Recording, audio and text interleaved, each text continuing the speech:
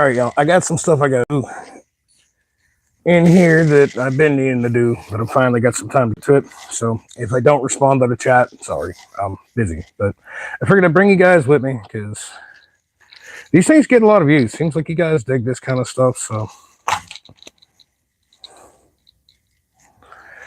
I guess we're going to start with that.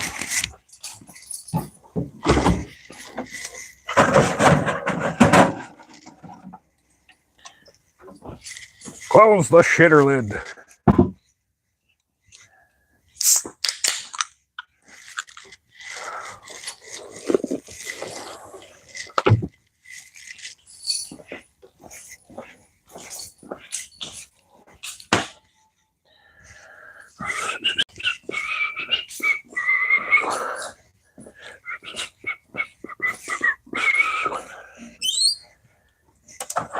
You.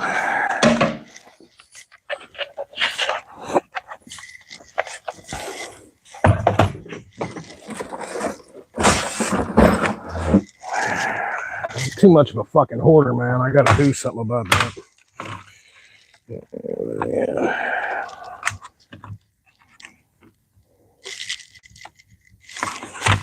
What size are these? Oh, wait a minute. Calipers are over here.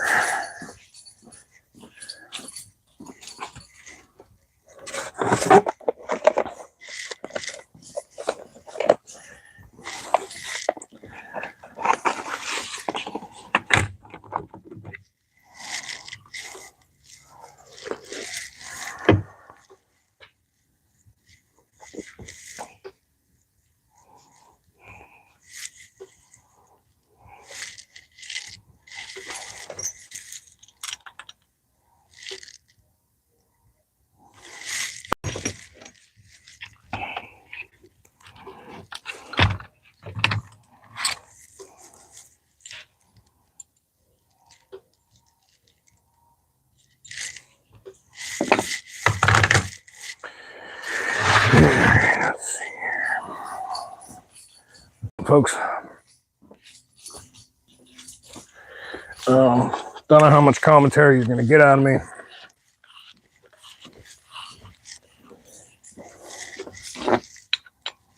Yeah, that's what I figured. God dang it. Oh, my half-inch drill is in my dad's tool shed. Son of a biscuit. All right. Well, we're only drilling through wood. So can we just use a bit that will fit in here and egg the hole out? Can we get away with that? I think we can get away with that. Yeah, I think we can get away with that. I hope we can get away with that. Otherwise, well, I guess we're taking a trip to Harbor Freight because I kind of sort of gave that drill bit or gave that half-inch drill to my dad. That'll have to work. So, here, I'll move you a little closer so you can see what's going on. This vise is, excuse me, too many goddamn cigarettes. This vise is most likely from early 40s. And, oh, God. As you can see, it's cracked and it's been repaired, welded. It'll do what I need it to do just fine. So we're going to go ahead and mount it to the workbench here. This is my grandfather's, and I inherited it. I've used this vise since I was a teenager, pressing U-joints in and out of the yoke of my 1979 Dodge Power Wagon with it. It's lived a life, the stories it could tell. my cousin Jeffrey, I know he watches this channel, he'll tell you. Our grandfather fixed everything he could himself. He didn't go to a mechanic unless he absolutely had to. Man, that is just how he rolled. And I had two grandfathers that were great role models to me. And one grandfather, God love him, you know, he worked his absolute butt off in the steel mills so that my mom, my uncle, and myself really could have a better life. But the man couldn't thread a nut and bolt together to save his life. But he worked a lot of 16-hour shifts. He did a crap ton of overtime. He was always busy working. And when it come to things like even maintaining his lawnmower and stuff, he always took it to a shop. Stuff around the house, he'd always, you know, pay somebody to, how many people watching? Only a couple. Stuff around the house, he'd always pay somebody to fix for him, because he just didn't know how. He spent his entire life at work, basically, to be able to afford nice things. And God love him, there's nothing wrong with that. I mean, he gave his life to that steel mill. But my other grandfather raised a little different. He was a farm boy. I'll let you know about farm boys. But they learn how to fix shit young. Because they kind of got to. Big Lou was his name. So it was very important to me to have this old beat up vise in my garage, because it reminds me of him. And it reminds me of why I do what I do.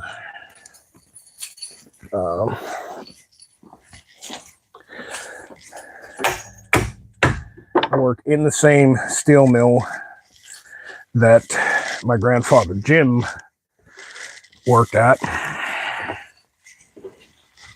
But I don't do the job he did. I work for a contractor there. And I work overtime, but not like he did. I mean, that man pulled double shifts constantly. I try to keep it 55 hours a week. I don't like much more than that. Hey, good morning, riding with Rudy. So about lunchtime here at 12:30. I made a great big breakfast today, so I'm most likely not going to eat any lunch.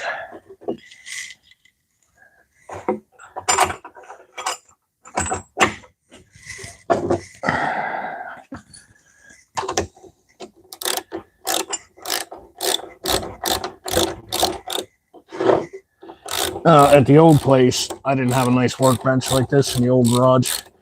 I have the bench from the old garage. It's over in the corner. It's actually a nice workbench, but it's of a sturdy enough construction that you could probably set a motorcycle engine on it and rebuild it, but not quite heavy enough that you could securely mount a vise to. So this table is pretty sturdy. We may fortify it in a couple of spots before too long.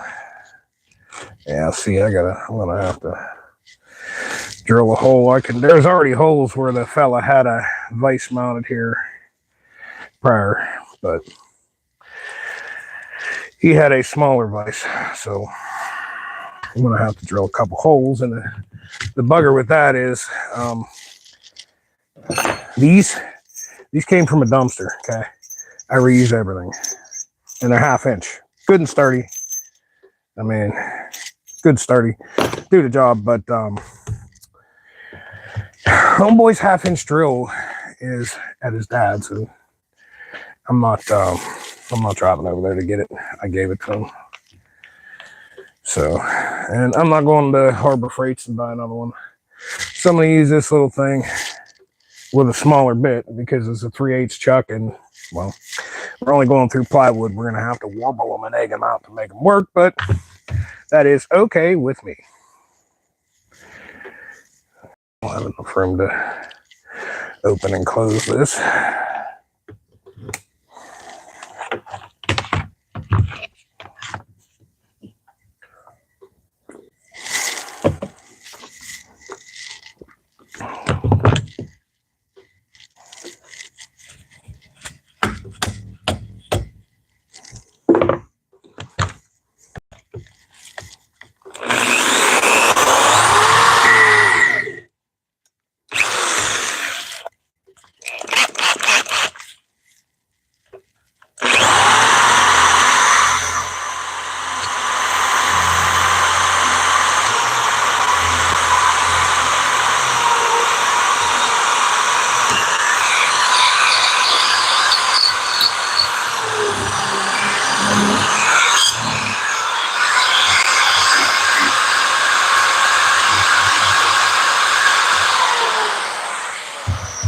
Like I said, it's only going into plywood, so it don't matter. Make life easy and make cleanup easy. Here's how we do that. Or, excuse me. It's one of the stupid little projects. It's not necessarily that important that I do this, but it's been bugging me. This friggin' vise has been sitting in the corner now for 2 months since we moved in here, and I haven't properly mounted it. And I got a Saturday without too much going on, so what better time than now? Let's take this just brief task and get it finished, you know what I'm saying? Jack, what the hell you put on there? Okay, whatever that means. I can't read that. Oh, bugger you. We're going to have to warble that out a whole lot more.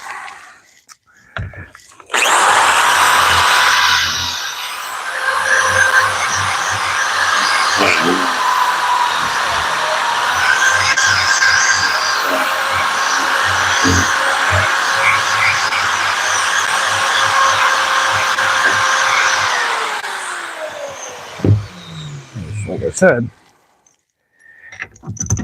the 1/2-inch drill is not at this location. I'm going to move the vise out of the way a little bit and let have room to work the drill around.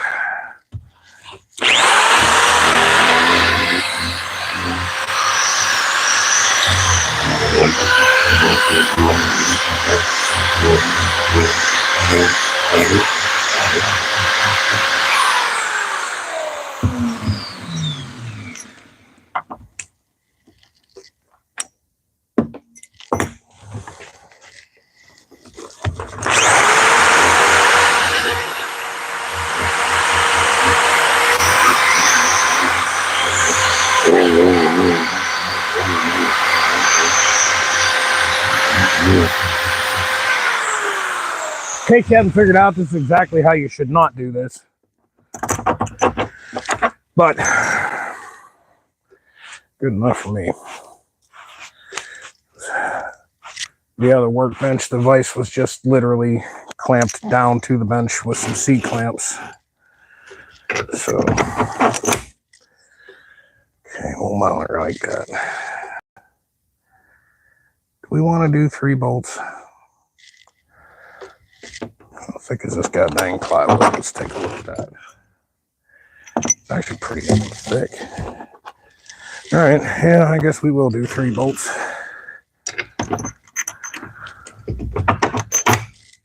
Need to find something to mark that with.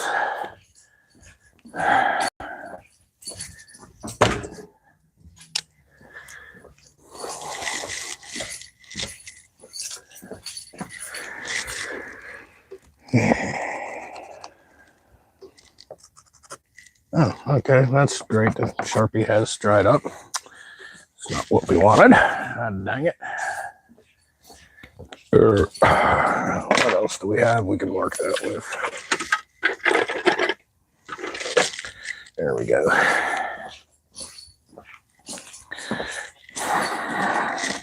Not a fucking carpenter, man.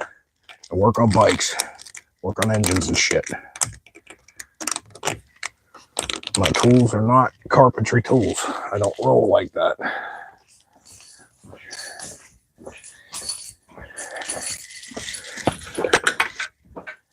I did go to school to be a machinist many, many moons ago. And I found that I didn't like it. It just wasn't for me. I finished the school and I worked in the field for a little while, but my passion in life is engines and motorcycles and stuff. And I went to machine school.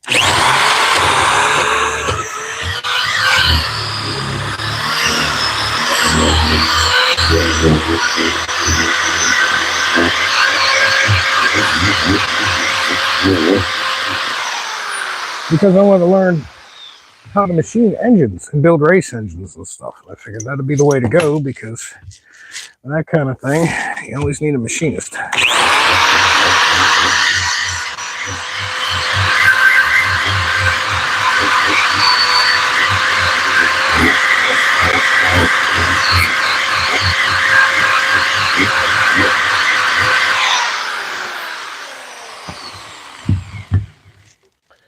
Well, I come to find out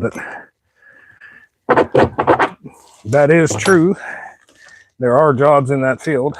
They are very few and far between.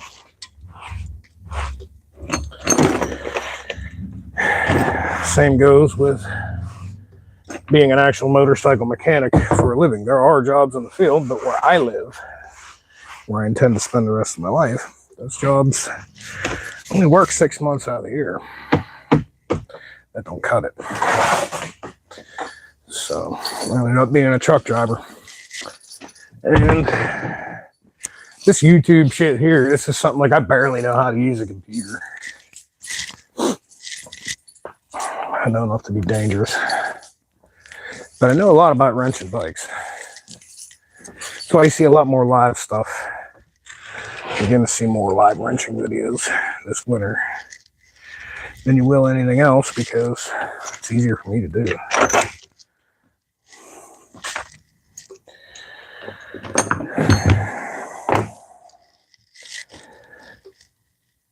Should we paint this place? I have paint. I don't feel like cleaning it all up though. I think we're going to leave it as it is, because I want to spray penetrating juice all over it and stuff. It don't need to be pretty. It needs to work. This goddamn thing is probably older than your dad. Older than your damn grandpa. Pretty is not necessarily important. Functionality is.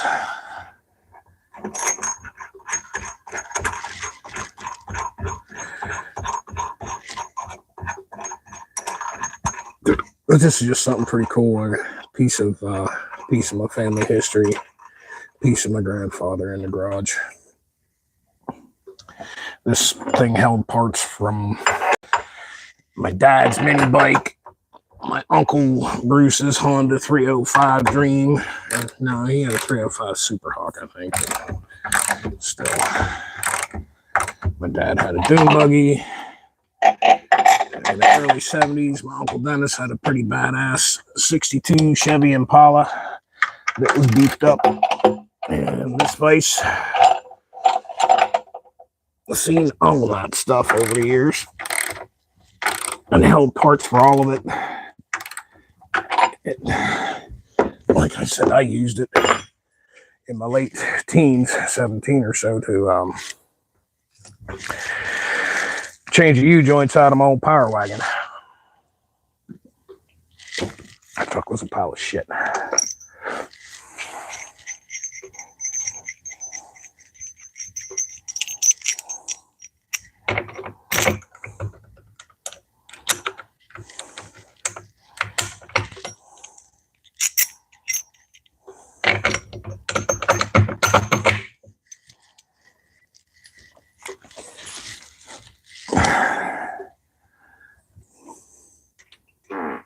Excuse me. Had a egg onion salsa and cheese omelet this morning. I fried up. I love onions. I fried up like half an onion, but good God. Like, talk about The Walking Dead. I'll smell like a zombie crawling up my ass and die.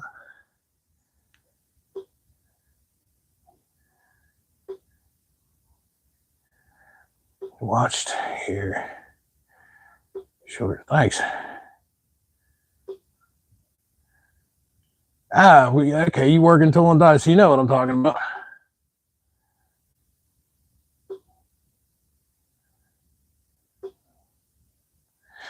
Yeah, I think so, man. I'm gonna leave this the way my pap had it. It's, well, as you can see over the years, I remember as a teenager, I painted it yellow with like paint from the 70s or something. He had like yellow paint that he got somewhere, like curb paint or something. It's worn off, but there we go. Yeah, I dig the tool and die thing, but the deal with me is what I wanted to do by taking that is to pour cylinders, machine heads, custom fabricate internal motorcycle parts, stuff like that. That was my interest. And honestly, dude, I just could not, for the life of me, get interested in building 5,000 freaking little tiny widget parts for a dentist chair in Omaha, Nebraska or something, and didn't know what they were or what they did, and just make them to this size. And it was so boring, and I hated it. I hated every second of it. Last machinist job I had would have been 1999.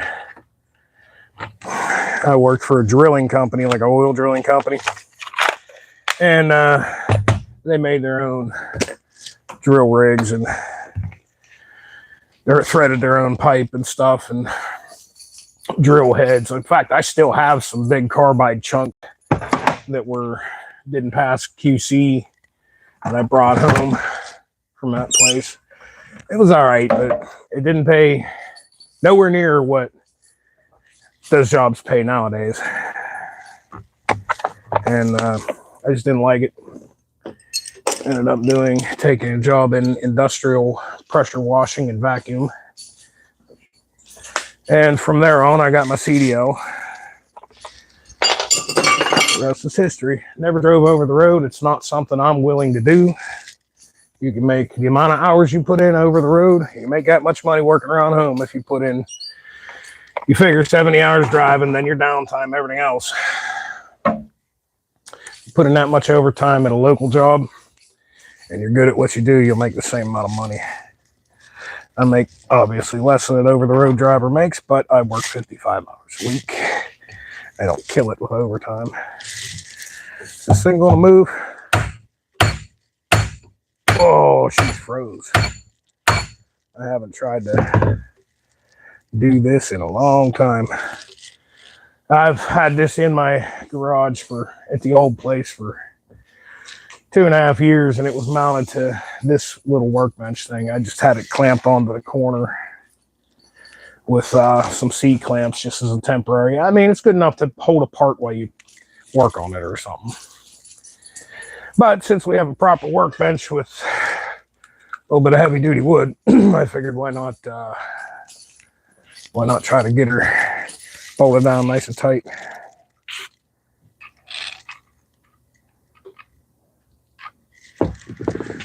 This cranked open on the side here. Shoot a little bit of PD down on her. Let her do its thing.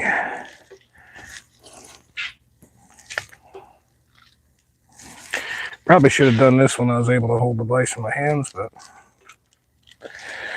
such is life. I don't always plan things, I just do them.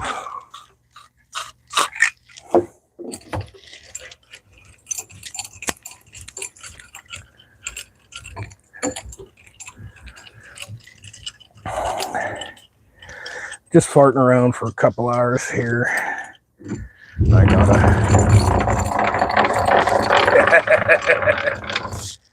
Well, it is from the 1940s. It's going to make some noise.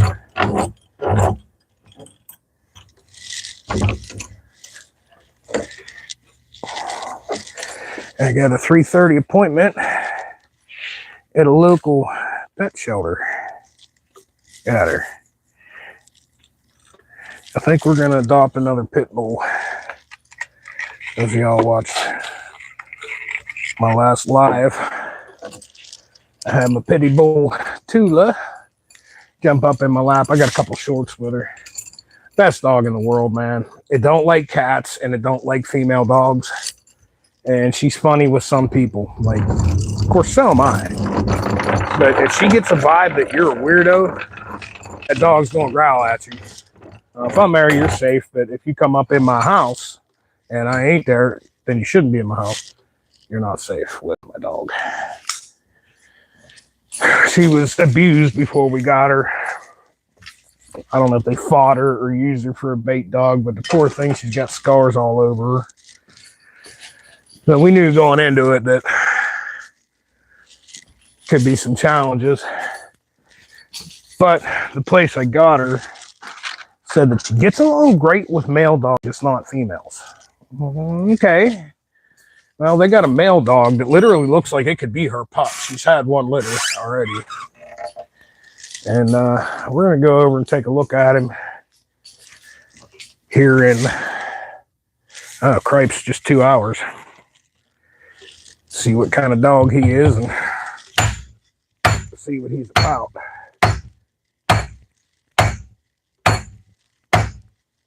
Guess I should get a bigger hammer. But it's moving, and that's all I need. Come on, get double. You have to swing the. Okay, she'll close all the way. All right, that's good enough for what I'm working with. Couple, you know, roll this out like this. A little more leverage on her. Give her a couple whacks.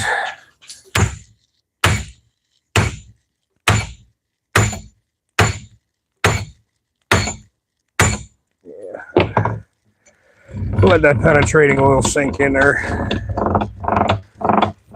and do what it's got to do, and then we'll try to move it tomorrow. I know it used to swivel, but that was like in the 90s when I used it in my dad's tool shed, which was my grandfather's tool shed. That was then, this is now, this is 2025, all these years later.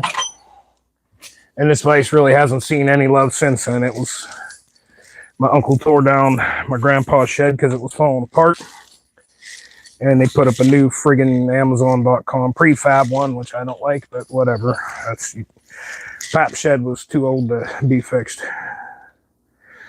And they were going to throw that out. Hell no, man. I'll take it. What's up, y'all? I hear you, man. The shitter, dude, it can be pretty important. And the old place, a little different story. I could walk outside and pee in the weeds if I had to, but here, it's a pretty nice neighborhood, and I don't really have weeds to pee in here, so the toilet's kind of important. Okay. How many people watching? Just a couple of you. That's all right. I'll leave you going because I'm only going to fart around for a little bit longer in here. This gives you an idea just like how busy my life's been here.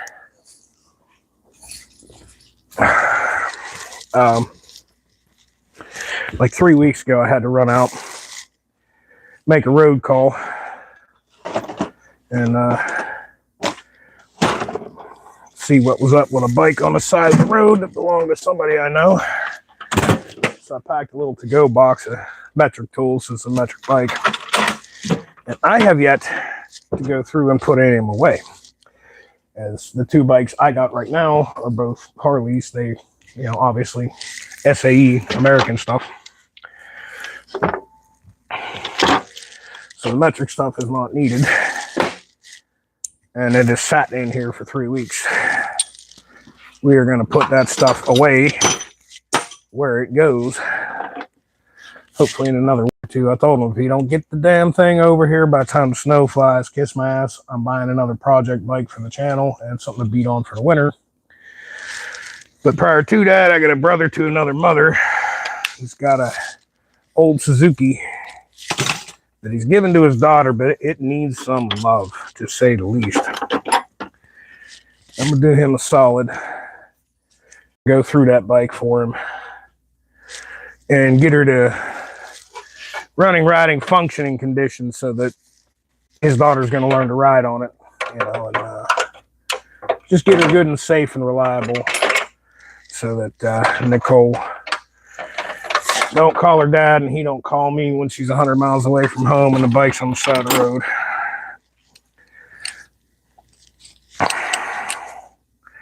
And it's a deal, like it's a I think a 98 or 96 Suzuki Marauder, something like that. B-twin 800cc.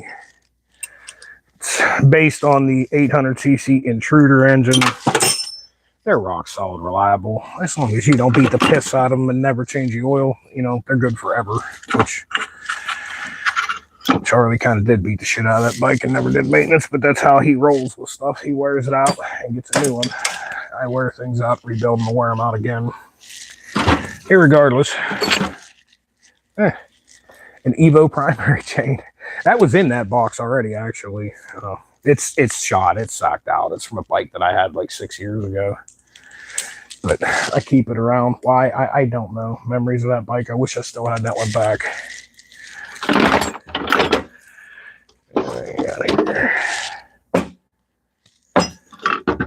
Some of the tools stay in this box. That was one of them. I got the call and I had to run, so I grabbed the first thing I saw and threw what I thought I would need in it.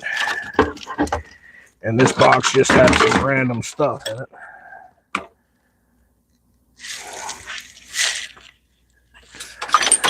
Pop rivet gun, pop rivets, primary chain from a bike that I haven't owned in I don't know how long. Fucking push rods from a Yamaha Roadstar. I got the worn out cam and lifters here somewhere, unless I threw them out when I was cleaning out the old garage. I don't know why I like to keep self-destructed engine parts, just to show people what can go bad. I got a mag light. I got to get the. This is another dumpster find. It still works, but I do got to get that little xenon bulb for this. I have one for my big mag light up in the house, and they're absolutely badass. These are indispensable. These little cheap wear them on your headlight. I keep these around. Just they make life easy. Laying up underneath something, trying to figure out what you're doing. Man, it sure is nice to use one of them. Be able to see what you're doing. We got a sacked out car rotor. Why I keep that, I don't know. I just do. It's weird. Okay, I keep old stuff.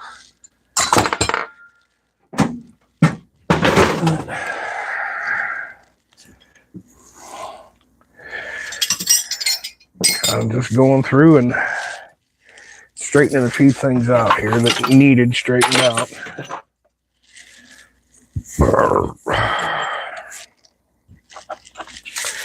Where are we going to throw these seat clamps? I thought I had a box of them. You know what? They can go in the bottom of the roller cart.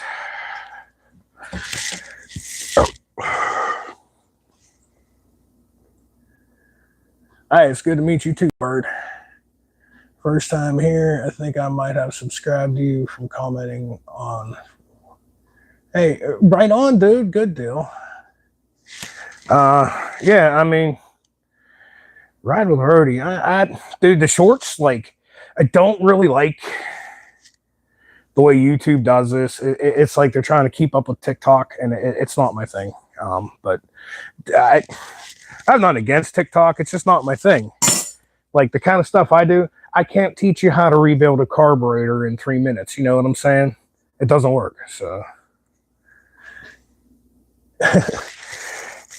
But the shorts gets, YouTube puts your shit out there in the algorithm and people see it. You know what I mean? Yeah, I do a lot of carburetor videos. It's almost like a dying art. People don't mess with carbs much anymore. All these new bikes fuel injected, and something I learned to do back in the day because, you know, I kind of had to. You know, working on bikes from 1971 and 1998. That's how I rolled back then because that's what I could afford, you know. So I like to keep that tradition alive. You know, as a matter of fact, we've transitioned to old dude shoes. Skechers, slip-in Skechers, aka carburetor tuners. I don't fuck with New Balance. I like Skechers better.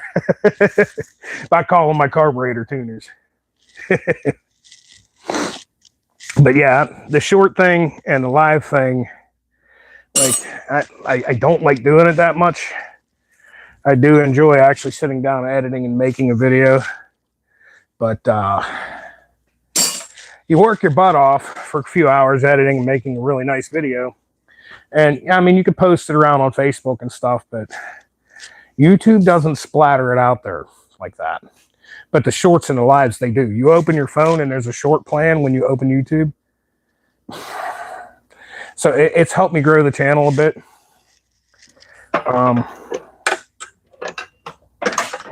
If you're new here, then you're not going to remember my old stuff. Which my old stuff, we was a gun reviewing channel back then. Got an extra 10mm. That's the emergency 10mm. Keep it here. We was a gun channel back then. Not that there's anything wrong with it. I shoot guns. I'm pro Second Amendment, all that, you know. But just there's so many other gun channels. I'm not that into it. I'm into bikes.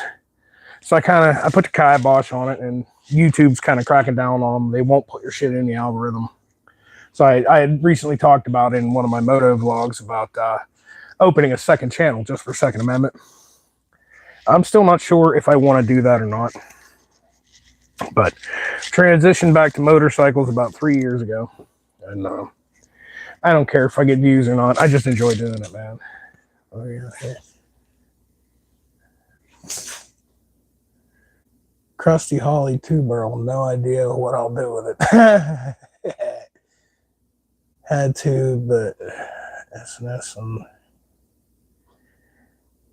Yeah, dude. The Magneti Morelli shit. No, I've never fooled with one. I've watched videos on how to rebuild them because, dude, those bikes, especially the Evos with the M&M, they sell a little cheaper, and I wanted an Evo Ultra Classic or an Evo Road Glide. It's kind of what I wanted. I ended up getting a twin cam Ultra. Not what I wanted, but it has the Delphi fuel injection. I did not want to fool with the M&M, and I think it's 03 they changed from M&M to Delphi. I'm not 100% on that. I'm not exactly a history buff when it comes to Harley, but that's why. Those older M&M bikes were selling super cheap.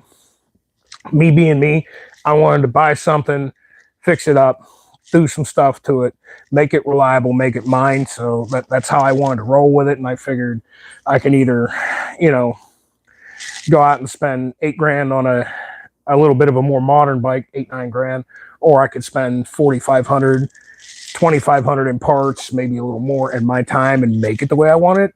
But when I got into what all it would take, and you got to buy your carb, change ignition, it just like, yeah, let's up it a little and get into the years that had the Delphi fuel injection. And I'm glad I did. We did another thing to ensure reliability. This is the factory cam plate. I went ahead and went with a fueling and a high volume oil pump. While they were in there, new cam bearings and new lifters. The old ones, they weren't sacked out. I've seen 100 times worse, but like you can see from here, there's some hazing on them, a little scratching. Like the previous owner maybe didn't change oil enough or something. So we went ahead and just put new lifters in. You know, you even see where it rode on the cam. They're not worn out. I've seen 20 times worse, last a lot longer, but while you're in there. So, by the way, check this out, guys. Your twin cam, a lot of people are scared of the early twin cams because of the timing chain tension issue. These are original. They had 50,000 miles on them, original. They're shot. Don't get me wrong. These are shot. 50,000 miles. And they're not necessarily all that hard to get in there and change these. But if you're going to get in there, you could come my route and spend $1,500 on parts, but you'll never have to do it again. You got a high volume oil pump now. There's 20 different reasons why a high volume oil pump's a good thing. I hear you on the S&S gear drive. I was afraid I might have run out on my crank. I seriously was. Didn't want to deal with it. I figured I'll just do the fueling kit and get the high volume oil pump while I'm at it, and then just run it. To my knowledge, and again, remember, okay, I messed with metric bikes all my life. Prior to these two Harleys, I had two other ones. I had a 96 1200C. I had a 92 Heritage Softail, which the prior owner built that engine to the moon. High compression pistons, great big giant camshaft, Mikuni carburetor. It freaking screamed. Well, the inner bearing went out on the clutch. You could hear it howling. So I started tearing into it to fix that. And I had seen where the inner primary had been broken in 3 spots. So 3 different times the inner primary had been broken from a primary chain snapping and slapping it. Every bolt in the inner primary was rounded over. All the little locking tabs were broken off. I had to heel coil a shit ton of threads. That bike was pounded on before I got it. They built the motor. It had, I forget what kind of ignition, but had an aftermarket ignition, an older one from the 90s where it still had the little tweak dial so that you could change your rev limiter and advance and retard your timing. Looking at it, I'm like, oh God, this is still a badass machine. It's beautiful. But at the time, I didn't have the money, time, or place to actually rip it down and build it into what I wanted. So I kind of just got it up and running. The pandemic hit. Is what it is. I sold it. I needed the money more than I needed a badass bike, but it's a whole different life, whole different thing now. And, you know, this bike over here, she's breathed on a little bit. Mild cam, high compression pistons, and then S&S carb with some Vance & Hines big shots. It's breathed on a little, but it's nothing crazy. You know, I spent literally years learning all that I could about guns. Then I got to put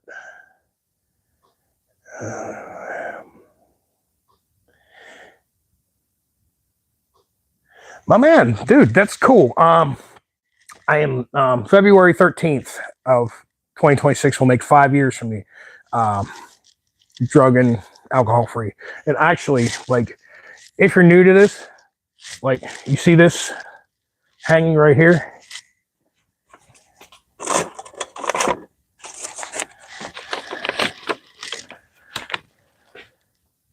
It's a certificate of completion. I went to an outpatient rehab. Completed that. Yeah, I drank too much and I did every drug under the sun. I just didn't shoot anything into my arms. We'll leave it at that. And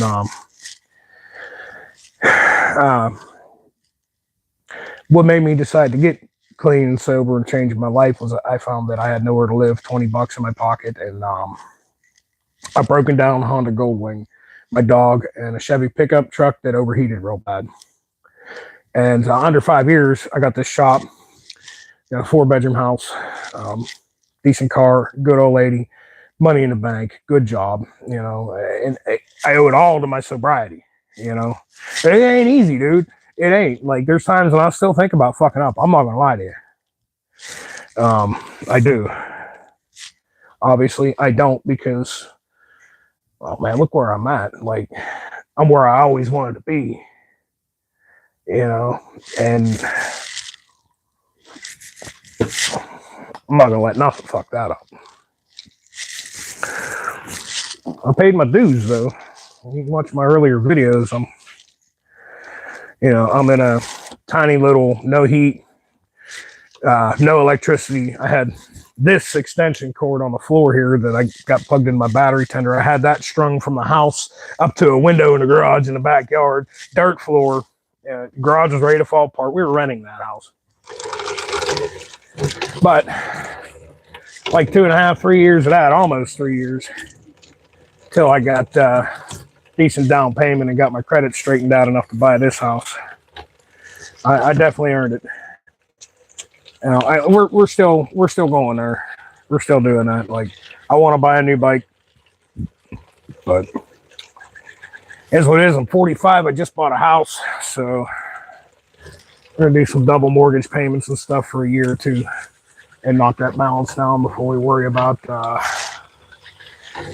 buying a brand new bike. Because, man, the prices are a little ridiculous. So I think I want a road glide.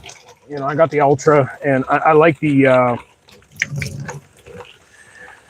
fixed mounted fairings. I do, man. Rode a lot of Honda Goldwings over the years, and I kind of like the way the fixed mounted fairing works on the highway. It just feels better when trucks pass you and you pass them. Feels better when a gust of wind hits you when you have a fixed fairing. I don't know if a Harley Road Glide is going to ride like that, but I have ridden more than enough metric bikes with a fairing, more than enough metric bikes with a frame mounted fixed fairing, and I like the way that rides better. So that's kind of where we're at. But you know, we're looking at like 27 grand for a new one. So if I finance it, I'm not a dummy. I'm going to save up and I'm going to put 10 grand down on it, or trade my Ultra, which, sorry guys, I want 5 grand. You can kiss my hairy ass. A minimum 5 grand trade in, or we're not doing it. Trade my Ultra and throw 5 grand at it. So that way my payments aren't ridiculous. You know, we'll see. It's all in the up and coming future. I am, but like I don't know. My old boss, a good friend of mine, Joey, he says the same thing, dude. You got to stand back and look at where you. But here's the deal: if I do that, I might get lazy up here, and I might start to slip. So I just think, drive forward, drive forward. What's next? What's next? And if I do that, then it fills up them empty spaces in my head when I would think about fucking up. And that's one of the other reasons why I do what I do on YouTube, man. It kills time. It gives me something to think about, something to work on, something to do. And, you know, idle hands are the devil's plaything. So if I keep busy with the YouTube thing, then I don't think about drugs and booze and all that in the life I used to live. I don't think about the past. I only think about the future. That's kind of why I do this, as well as to maybe inspire somebody else who's been down the same road, you know. Like, I want to inspire folks that maybe they don't have enough money for a nice bike, and all they can afford is this $300 junker that was in somebody's backyard that they're going to pull home and try to fix. I love that shit, man. I live for that shit. And that's what this channel was originally supposed to be about. But the old garage didn't really have the room to work on them. And yeah, things changed at my job. Some people quit. They didn't hire new, and they decided it would be a little cheaper for the company just to pay my overtime, and the rest, cheaper for them to pay overtime than it would be to hire new hires. So I work a lot more, which is great because it's money in my bank, but I just didn't have the time to do this on the level of what I initially wanted the channel to be, whereas I'm pulling these junkers out of the weeds, fixing them up and selling them. So we're still going to do that. It just takes time, you know.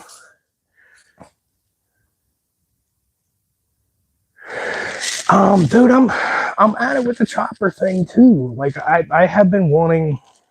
See, I bought that 1200 Sportster because I was in a real bad bike wreck in 2018. I broke my back. I compound fractured both my feet, wrist. That's why my front teeth look like they do. They got knocked out. I'm scared of dentists. I never got them fixed.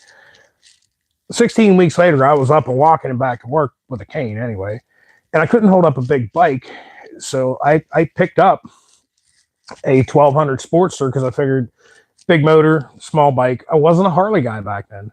I just figured big motor, small light bike, narrow, easy to maneuver.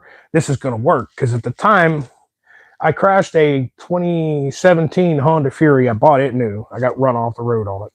I also had a beater bike to ride around in the rain or if it's salt on the roads. It was a Honda VT 1100 Shadow. It was heavy and I could barely hold it up. Like I had a cane strapped to the fender still.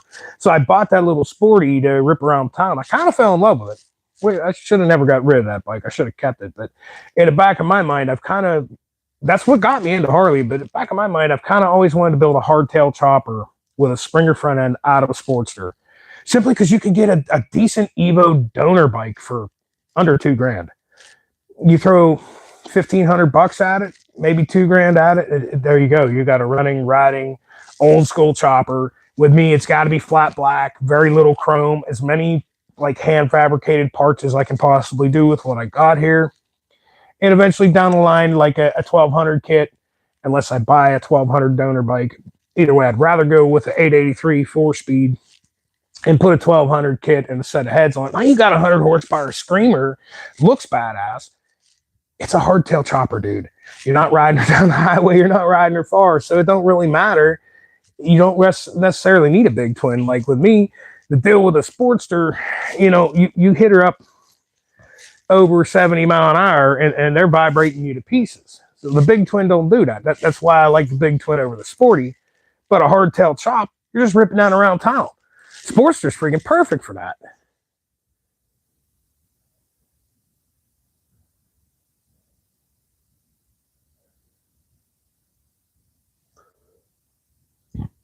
I am near Pittsburgh, Pennsylvania. I'm like 20 minutes southeast of Pittsburgh, Pennsylvania.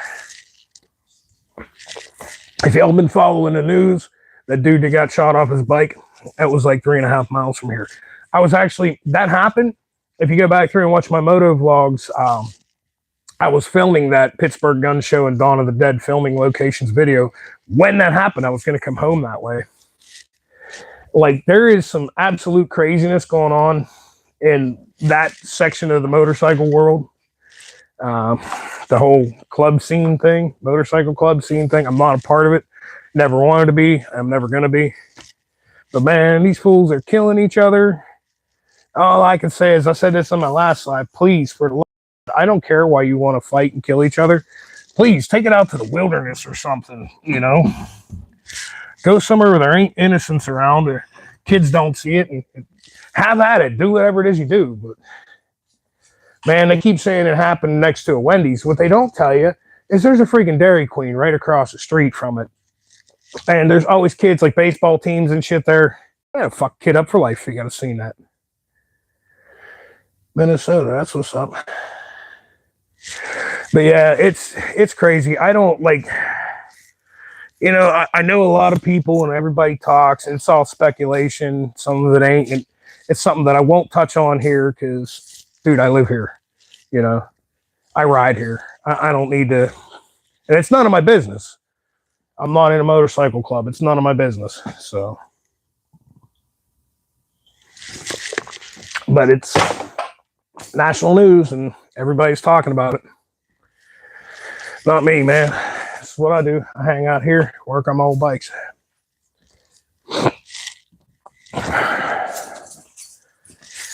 All right, time we got 1:15. I gotta change my clothes. Maybe take me a shower.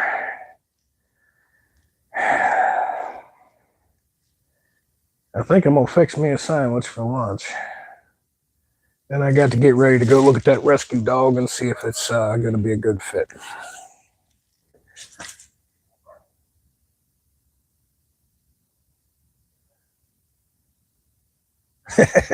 Hey man, look, that Civil War happened that long ago. We're all fucking people. Like, look, when I did the gun thing, Southern gun laws, blah, blah, blah, blah, blah, you Yankees. Listen, we love us some Second Amendment up here too, okay? Like, I had a dude talk about, well, you don't need a permit in my state. Well, in my state, you don't either unless you want to conceal carry like that. And it's a whopping $20 every 5 years to get your permit. It takes 5 minutes. You don't have to go into the major city. They have little satellite things where, like, literally I go 1.5 miles that way go into the satellite, show them my ID, show them my old permit, sign something, type in my social security number. 5 minutes later, I got the permit. And then you're good. That's it. Like, why is that a big deal? I don't understand that. Like, some of the folks that have concealed carry, you know. All right, anyways, enough gabbing. I'm going to go make me a sandwich. I'll talk to y'all later. Thanks for watching. Thanks for subscribing from the bottom of my heart. Keeps me busy, gives me something to do, and hopefully I can teach y'all something. And I will see you later, man.